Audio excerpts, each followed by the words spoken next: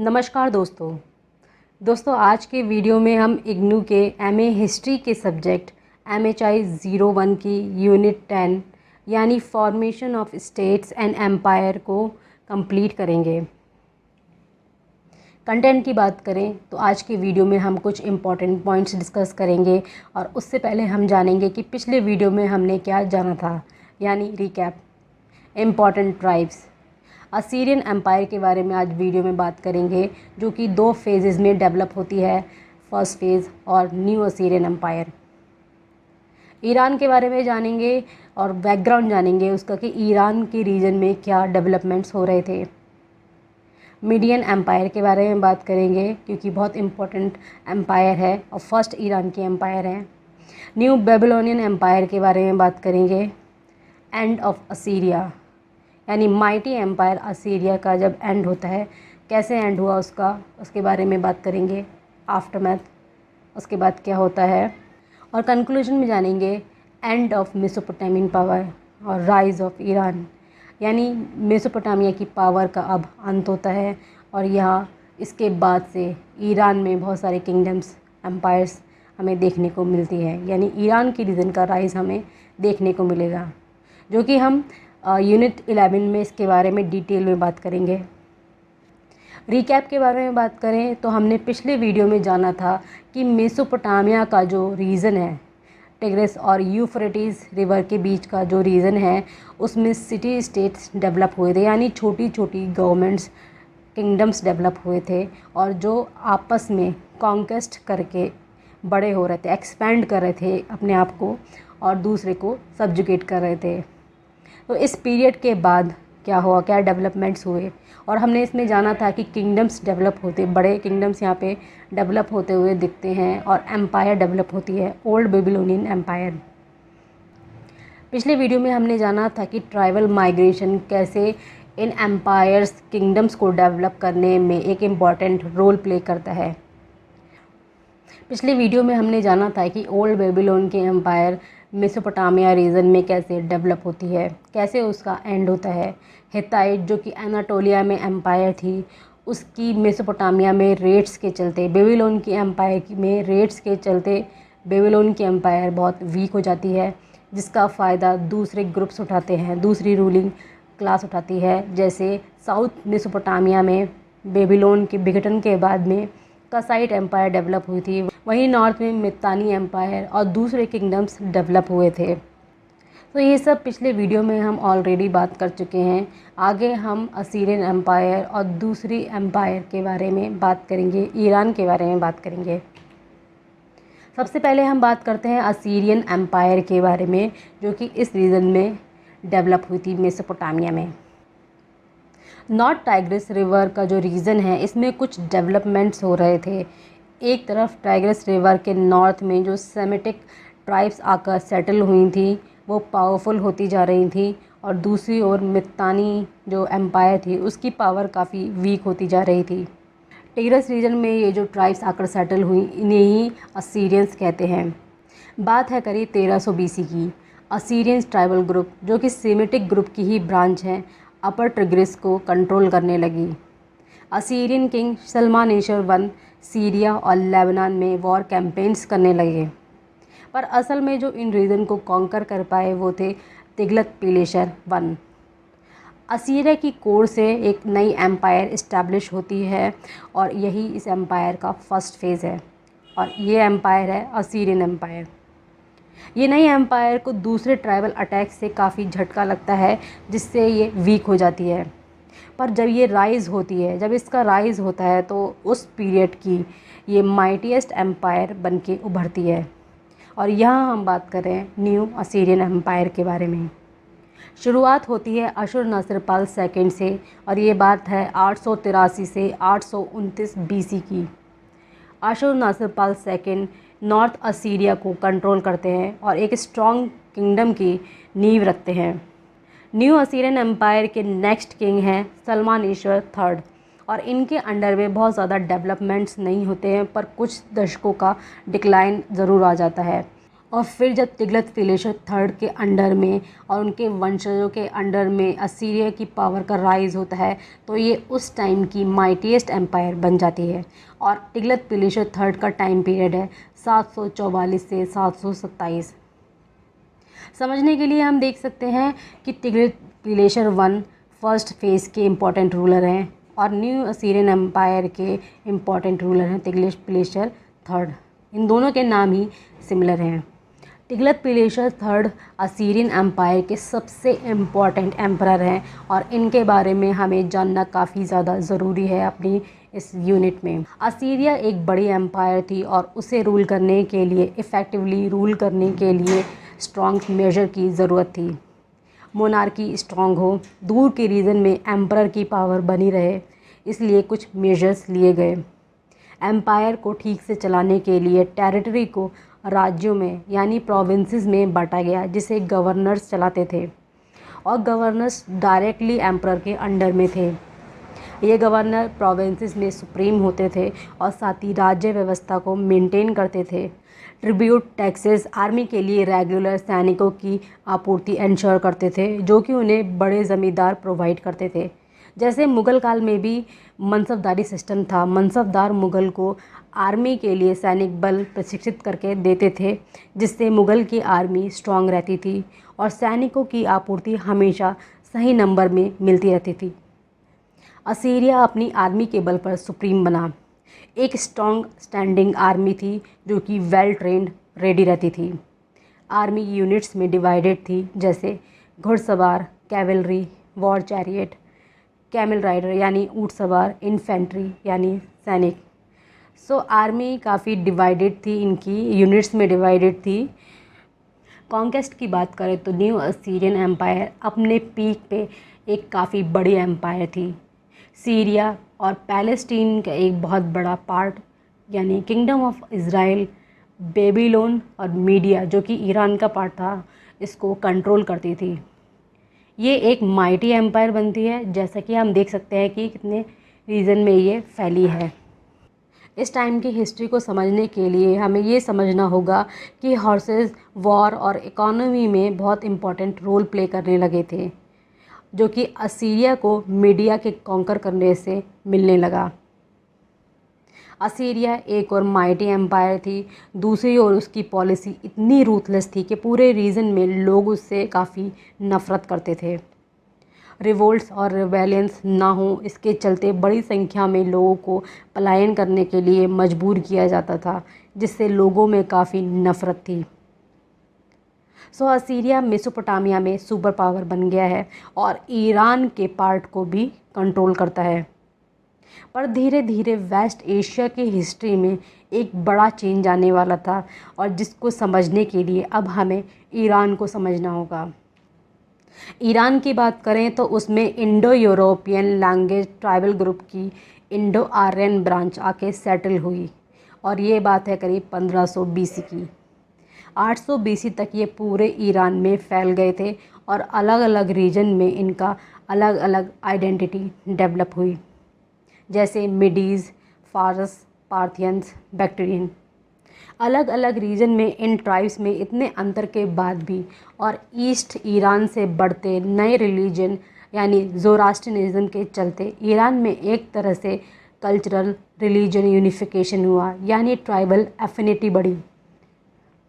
एक और ईरान में ये चेंजेस आ रहे थे, दूसरी तरफ वहाँ एडवांसमेंट, प्रॉस्पेरिटी और अर्बनाइजेशन बढ़ रहा था, जिसमें कुछ रीज़न कुछ स्पेशलाइजेशन की वजह से ज़्यादा डेवलप हुए। जैसे मीडिया घोड़ों के पालन के लिए स्पेशलाइज था, बैक्टीरिया डबल हम्प ऊँट के लिए स्पेशलाइज था। इन जानवरों से transport, travel, long distance trade possible होने लगा, इसीलिए जो लोग इन्हें पालते थे उनकी प्रॉस्पेरिटी बढ़ी और धीरे धीरे इनकी पावर काफ़ी बढ़ती गई।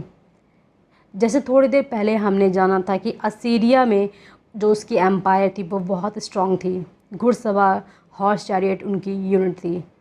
मीडिया को कब्ज़ा इसीलिए किया गया ताकि असीरिया को घोड़े की सप्लाई कंटिन्यूसली बनी रहे।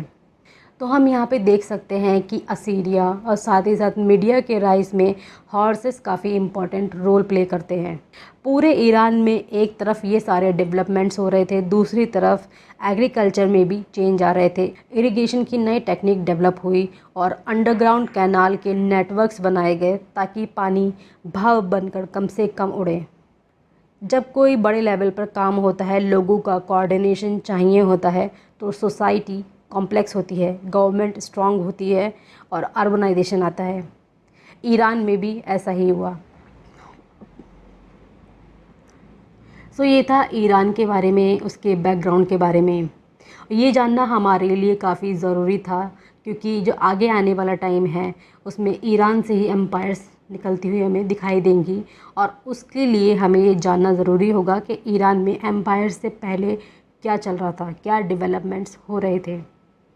अब बात करते हैं मीडियन रीजन के बारे में, जो कि आने वाले टाइम में काफ़ी इम्पॉर्टेंट रोल प्ले करता है क्योंकि यहाँ से हमें एम्पायर निकलती हुई दिखाई देती है।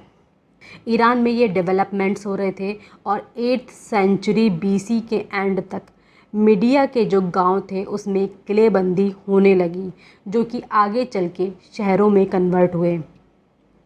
एक तरफ मीडिया और दूसरे रीजन में काफ़ी बदलाव आ रहा था, डेवलपमेंट्स हो रहे थे, दूसरी तरफ असीरिया की पावर कम हो रही थी।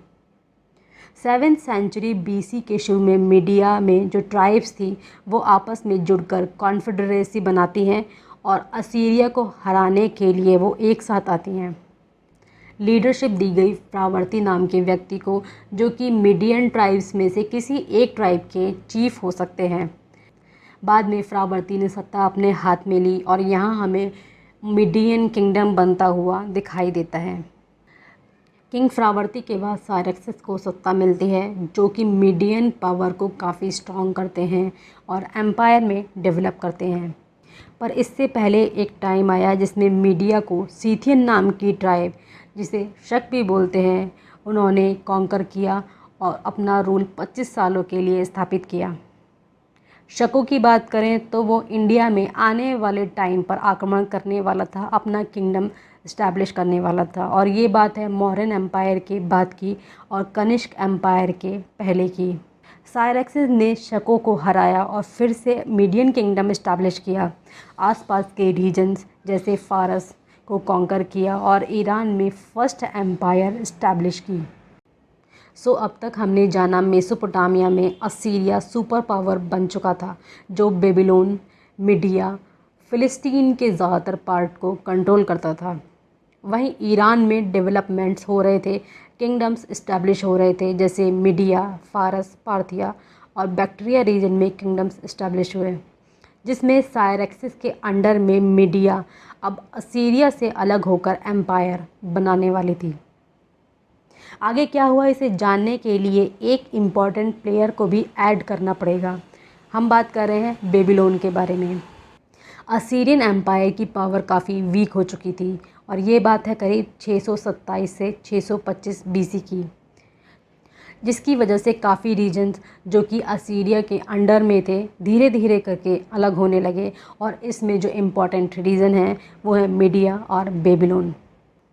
नेबुकोडनेस्सर ने बेबीलोन को असीरिया से अलग किया और वहाँ पे किंगडम इस्टेब्लिश किया, जो कि मेसोपोटामिया में आगे चलकर सुप्रीम पावर बनने वाला था। और रूलर नेबुकोडनेस्सर सेकंड के अंडर में इसकी पावर स्ट्रॉन्गेस्ट थी और ये टाइम था 605 से 562 BC का। न्यू बेबीलोनियन एम्पायर यहाँ इस्टेब्लिश होती है, जो कि 1 सेंचुरी तक पावरफुल रहती है। अब वेस्ट एशिया में ईरान के रीजन में मीडिया और मेसोपोटामिया के रीजन में न्यू बेबीलोनियन एम्पायर इस्टेब्लिश हो चुकी हैं, जो कि अपने पीक पर थी। दोनों एम्पायर्स ने असीरियन एम्पायर को पूरी तरह से हराने के लिए अलायंस की और 612 BC में असीरियन एम्पायर के बड़े बड़े शहरों और कैपिटल निनेवा को कैप्चर कर लिया गया, महलों को जला दिया गया और ये था सायरक्सिस और नेबुकोडनेस्सर के अंडर में। हालांकि असीरिया की गवर्नमेंट 3 साल तक और चलती है हरन सिटी से, पर इस सिटी को भी कैप्चर कर लिया गया और असीरिया का यहाँ पूरी तरह से खात्मा हुआ। अब ईरान में मीडिया और मेसोपोटामिया में बेबीलोन 2 सुपर पावर्स रह चुके हैं। मीडिया में सायरक्सिस के बाद अस्तियागस ने सत्ता संभाली। ये बात है 585 से 549 बीसी की। किंग अस्तियागस के अंडर में मीडिया ने कुछ एक्सपेंड किया बेबीलोन के रीजन में। एक और इस टाइम नेबुकदनेस्जार सेकंड के अंडर में न्यू बेबीलोनियन एम्पायर अब पीक पर थी। वहीं दूसरी ओर Median emperor Astyages internally problems face कर रहे थे। बेबीलोन पैलेस्टीन, सीरिया, मेसोपोटामिया को कंट्रोल करने लगा था। हालांकि पैलेस्टीन को कंट्रोल करना काफ़ी डिफ़िकल्ट साबित हुआ, क्योंकि उसे पैलेस्टीन पर 2 बार अटैक करके जेरूशलम को नष्ट करना पड़ा। पैलेस्टीन के ज्यूस किंगडम के इतिहास के बारे में अगर ब्रीफ में जानना चाहें तो ये जानना ज़रूरी होगा कि 9th सेंचुरी बीसी में पैलेस्टीन में ज्यूस के 2 किंगडम्स डेवलप हुए थे, नॉर्थ में इज़राइल और साउथ में जुडा। असीरियन पावर इज़राइल को पहले से ही कॉन्कर कर चुकी थी, जिसकी वजह से ज्यूस का पलायन हुआ था। पर जब न्यू बेबीलोनियन एम्पायर इस्टेब्लिश हुई तो उसने जुडा को कैप्चर किया अंडर नेबुकदनेस्जार सेकंड के। ज्यूस का पलायन हुआ, पर जब आगे चल के ज्यूस रिवोल्ट करते हैं तो न्यू बेबीलोनियन एम्पायर जुडा पर दोबारा से अटैक करती है और उसकी कैपिटल जेरूशलम को डिस्ट्रॉय कर दिया जाता है। नेबुकदनेस्जार सेकंड की डेथ के बाद एम्पायर वीक होने लगती है। उधर मीडियन एम्परर अस्तियागस घरेलू साजिश का शिकार होते हैं। अस्तियागस की अरिस्टोक्रेसी का एक सेक्शन उनके अगेंस्ट में षड्यंत्र कर रहा था, जिसको सपोर्ट मिलता है फार्स के शासक साइरस से। फार्स भी मीडियन एम्पायर के अंडर में एक सेमी इंडिपेंडेंट प्रोविंस था। फार्स के किंग साइरस की बात करें तो वो अकेमेनिड डायनेस्टी के वंशज थे, जो फार्स पर शासन करती थी और जिसे मीडियन एम्पायर ने सब्जुकेट किया था। फार्स किंग साइरस और मीडिया के कुछ एरिस्टोक्रेट्स ने एम्परर अस्तियागस का तख्ता पलट कर दिया। मीडियन एम्पायर का अंत होता है और नया किंगडम इस्टेब्लिश होता है, जो कि आगे चलकर बहुत बड़ी एम्पायर में कन्वर्ट होने वाला है अंडर साइरस द ग्रेट, जिसे लोग पर्शियन एम्पायर या फिर अकेमेनिड एम्पायर के नाम से जानते हैं और जिसे हम यूनिट 11 में पढ़ेंगे। सो ये था यूनिट 10 के बारे में, जिसमें हमने जाना मेसोपोटामिया और ईरान के बारे में। असीरिया एम्पायर इस्टेब्लिश होती है आफ्टर ओल्ड बेबीलोनियन एम्पायर। हालांकि इन दोनों एम्पायर के टाइम पीरियड के बीच कुछ किंगडम्स भी डेवलप हुए, जैसे नॉर्थ मेसोपोटामिया में मित्तानी और दूसरे किंगडम्स, और साउथ में कसाइट। असीरिया एक माइटी एम्पायर बनती है अंडर तिग्लत-पिलेसर III, जो कि इस एम्पायर के सबसे स्ट्रॉन्गेस्ट एम्परर हैं। इस यूनिट में हमने ये भी जाना कि ईरान का राइज़ होता है और उसके राइज़ के बहुत सारे रीजंस होते हैं, जैसे हॉर्स और कैमल ब्रीडिंग, एग्रीकल्चर टेक्नोलॉजी में चेंजेस, और इन सारे डेवलपमेंट के चलते ईरान में फ़र्स्ट टाइम मीडिया से एक एम्पायर इस्टेब्लिश होती हुई नज़र आई। वहीं बेबीलोन की बात करें, मेसोपोटामिया की बात करें, तो बेबीलोन से भी एक एम्पायर डेवलप हुई और इन दोनों एम्पायर ने मिलकर असीरिया का अंत किया। वहीं ईरान में फारस से साइरस द ग्रेट के अंडर में एक नई तूफ़ानी पावर का जन्म होने वाला है, जो कि न केवल मीडिया बल्कि आने वाले रीजन्स को कंट्रोल करेगी और पर्शियन एम्पायर की नींव डालेगी, जिसे हम यूनिट 11 में पढ़ेंगे। सो ये था आज के वीडियो के बारे में। Thank you.